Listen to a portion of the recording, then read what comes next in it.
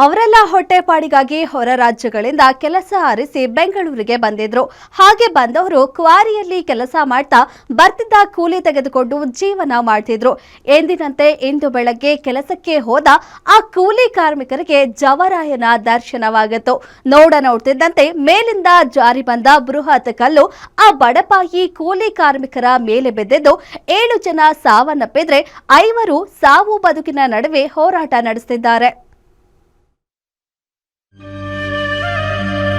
ಅಕ್ರಮ ಕಲ್ಲು ಕ್ವಾರಿಗೆ ಹೋಯ್ತಾ ಅಮಾಯಕರ ಜೀವ.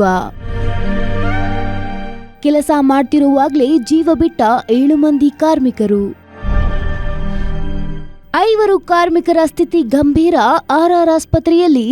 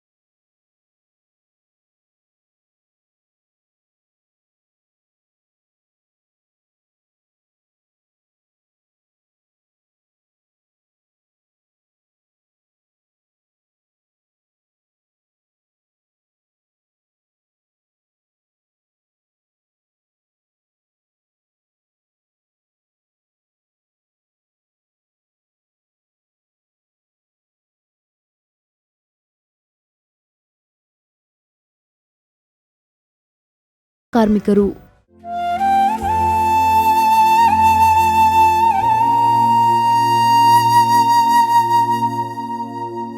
ಇನ್ನು ದುರಂತದ ಬಗ್ಗೆ ಮಾಹಿತಿ ತಿಳಿಯುತ್ತಿದ್ದಂತೆ ಸ್ಥಳಕ್ಕೆ ತಾವರೆಕೆರೆ ಪೊಲೀಸರು ಮತ್ತು ಅಗ್ನಿಶಾಮಕ ದಳದ ರೆಸ್ಕ್ಯೂ ಟೀಮ್ಗಳು ತಕ್ಷಣವೇ ರಕ್ಷಣಾ ಕಾರ್ಯಾಚರಣೆಗೆ ಇಳಿದ್ರು.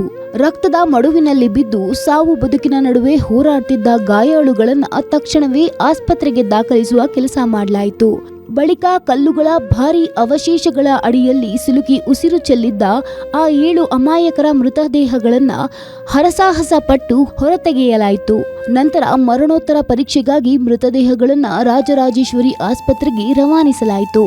ಇತ್ತ ದುರಂತದ ಕಹಿ ಸುದ್ದಿ ತಿಳಿಯುತ್ತಿದ್ದಂತೆ ಗಣಿ ಮತ್ತು ಭೂವಿಜ್ಞಾನ ಇಲಾಖೆ ನಿರ್ದೇಶಕರಾದ ರಂಗಪ್ಪ ಹಾಗೂ ಸ್ಥಳೀಯ ಶಾಸಕರಾದ ಎಸ್ಟಿ ಸೋಮಶೇಖರ್ ಸ್ಥಳಕ್ಕೆ ಭೇಟಿ ನೀಡಿ ಪರಿಶೀಲನೆ ನಡೆಸಿದ್ರು. ಕ್ರಷರ್ನಲ್ಲಿ ಕನಿಷ್ಠ ಸುರಕ್ಷತಾ ಕ್ರಮಗಳನ್ನು ಕೈಗೊಳ್ಳದ ಕಾರಣಕ್ಕಾಗಿಯೇ ಇಂದು ಈ 7 ಬಡ ಜೀವಿಗಳು ಬಲಿಯಾಗಿವೆ ಎಂದು ಅಧಿಕಾರಿಗಳು ಆಕ್ರೋಶ ವ್ಯಕ್ತಪಡಿಸಿದ್ದಾರೆ. ಕ್ರಷರ್ ಮಾಲೀಕರ ವಿರುದ್ಧ ಕಠಿಣ ಕಾನೂನು ಕ್ರಮ ಕೈಗೊಳ್ಳಲಾಗುವುದು ಅಂತ ಭರವಸೆ ನೀಡಿದ್ದು ಮೃತರ ಕುಟುಂಬಕ್ಕೆ ಪರಿಹಾರ ಘೋಷಿಸಿದ್ದಾರೆ.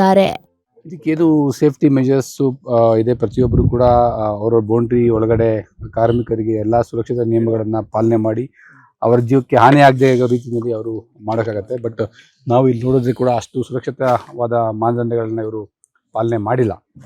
ಸೊ ಅವರು ಕರೆಕ್ಟಾಗಿ ಸುರಕ್ಷಿತವಾದ ಮಾನದಂಡಗಳನ್ನು ಪಾಲನೆ ಮಾಡಿದರೆ ಇವತ್ತು ಈ ದುರ್ಘಟನೆ ಆಗ್ತಾ ಇರಲಿಲ್ಲ.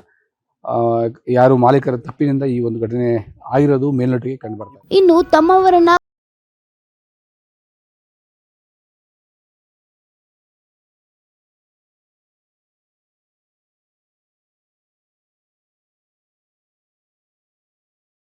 ಬಂದವ್ರಿ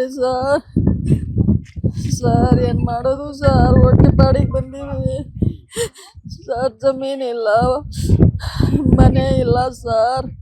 ದುಡ್ದು ಕೆಜಿ ಹಾಕ್ತಿತ್ತು ಸರ್. ನಾವು ಮನ್ಯಾಗ ಇರ್ತಿತ್ತು ಸರ್. ಹೋಟೆಲ್ ಕೆಲಸ ಅಲ್ಲಿ ಹೋಗ್ತಿದ್ದು.